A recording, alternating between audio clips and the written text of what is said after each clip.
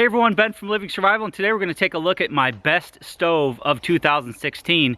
Again, I'm going to be doing a few different best of the best videos in different categories. I did one on my best headlamp of the year a few videos back if you want to check that out. So if you haven't already subscribed, make sure you do so and follow this series. Now when it comes to the best of the best, I feel that all the products that I show on my channel are the best. They are products that I recommend, they're products that I use, they're products that I trust will work for you. The best of the best is a particular product that simply stands out. So it's no different with stoves. I'm going to show you the one that I like the best. It just crosses all the T's and dots all the I's for me, but I have a few runners up that make fantastic stoves as well. And keep in mind, different areas of the country, different areas of the world, what works best for me may not be what works best for you. I'm in a woodland area. I always have fuel ready in the form of wood. I can easily use that to get my fires going in the little stoves. You may be in a barren area where you don't have any burnable fuel at all, and therefore canister stoves or alcohol stoves may work best for you.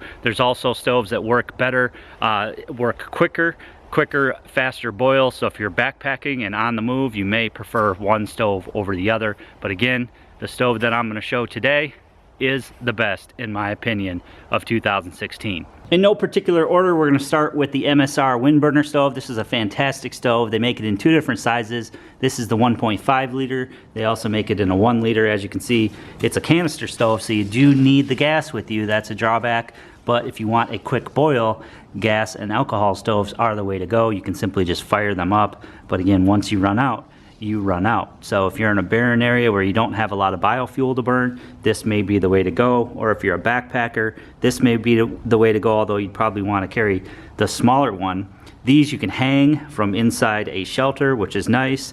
They make kits for that, and I do prefer the WindBurner over the jet boils simply because it does what it says. It does a lot better with the wind, in my opinion, than the jet boil. Comes with the pot stand, the burner, and then of course the pot. It has a little insulated cover on it with a handle so you can pick it up and pour out your hot liquid or soup or whatever you're cooking.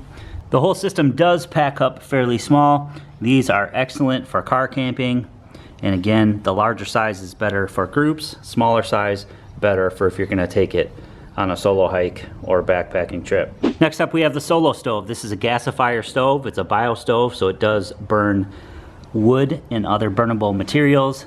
Very, very efficient stove. It comes in two sizes and it nests right down in its own pot, which is what I really like about it. It's very easy to use. You simply load it up. It's got a wide opening there. And again, fun to use and very efficient. It's also a very sturdy stove, so you can use very large pots on it. You could even use cast iron on it if you wanted to. This is the Solo pot that comes with this system. Again, it comes in a smaller system. Today I've got Kristen with me, so we are using the Solo Stove Titan to heat up some water. So very, very nice stove, especially when you have a group. I like the fact that the pot has the long handles. I don't like pots with the short handles. It has a pour spout and it also has a bail handle. The bail handle does click into several different positions, so that's really nice. So I like the fact that it stows away nice and small, especially if you get the smaller version. So the BioLite's another stove that I really enjoyed using this year. It is a very efficient stove since it's got the fan to basically supercharge the heat in it. It works really well. A few drawbacks is it's not the smallest stove. I do like the fact that it will charge your devices in an emergency, though. It would make for a great car kit stove, something that you could fire up if you needed an extra charge on one of your devices, a GPS or your cell phone, for example. Mine didn't come with the pot stand. They don't ship it anymore, so you can't use smaller pots on it, but it does work with their kettle, and it does work with larger pots, so I like that. It does stow down inside itself. And all in all, it's a pretty interesting stove, and I do enjoy using it. The BioLite also comes with a stuff sack. Again, not the lightest, but a very cool stove. So let's move on to some of the lighter weight options. This is the MSR PocketRocket. There is a bunch of these little tiny gas stoves out there on the market. The PocketRocket is a durable one. It is a very popular one. Very easy to use, although you do have to have the canister fuel. But if you're looking for a quick way to boil up on your hiking or backpacking trips and to not get weighed down, the PocketRocket may be for you. Packs down really small, although you do have to carry the canisters. And then again, once your fuel is gone, you are out of luck. So here are a few very, very lightweight options from Emlet. These are their titanium stoves. You have the titanium original on the right and the fire ant on the left. Two very, very nice stoves. If you have the biofuel available, which I always do, they pack down very, very flat and small and weigh next to nothing, so they make a great addition to your backpacking setup or your ultralight backpacking setup, especially if you have the fuel. The only thing I don't like about these is that they do come apart in different parts. So as you can see, I already lost the crossbars on the fire ant. Not that big a deal, but you do have multiple parts that you can lose, and they aren't the sturdiest, although you can put fairly heavy pots on here. They can come apart. Like you can see, this one already popped apart, and sometimes that can be frustrating.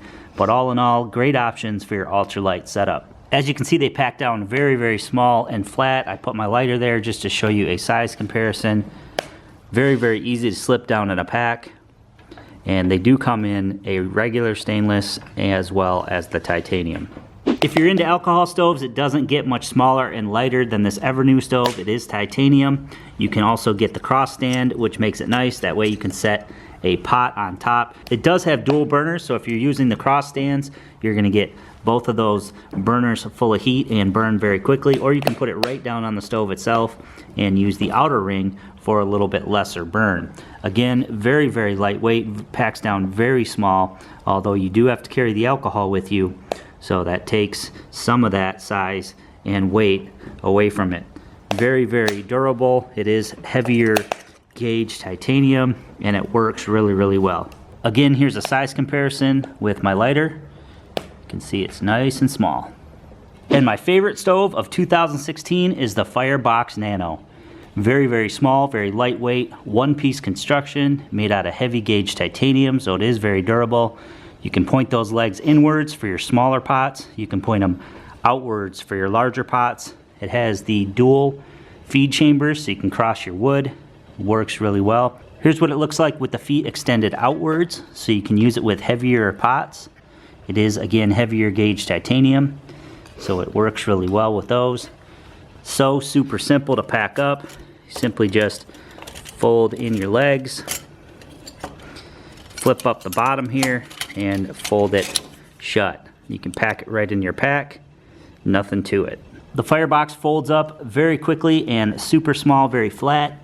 You can put it into just about any pack. I've put it into my canteen carriers before, into the sleeves of my pack. You could even probably put this in your back pocket and take it right along with you. You can also get some cool accessories for the Firebox, like these cross pieces that slip in, allowing you to use a solid fuel plate. You can even use a alcohol stove in there. You can also get a wind guard for it that clips onto the side, keeps your pot handles cool and keeps the wind off your flame. I believe an alcohol stove will also rest right on the crossbars there, giving it the perfect headspace, or you can simply just set your alcohol stove right down in there and give yourself a wind block. You can choose to just take the stove by itself, or if you get the accessories, everything will pack nice and neatly into their nylon or their leather pouches. So more times than not, I'm taking the Firebox with me, making it the best stove of 2016. So I hope you guys enjoyed the video today, taking a look at my favorite stove of 2016. Again, that's not to say that these other stoves aren't great as well. Certainly are great stoves. I'm going to put a link below to all the stoves that I featured in this video so you guys can check those out. So again, I hope you guys enjoyed the video today. Please leave me a comment below and let me know what you think, and also share this video to your friends and family on your social media. These would make a great holiday item for sure. I'm also going to put some recent videos of mine that I did right here so you guys can check those out. And if you haven't already done so, and for more of the best of, make sure you click on my head right there and subscribe for more videos.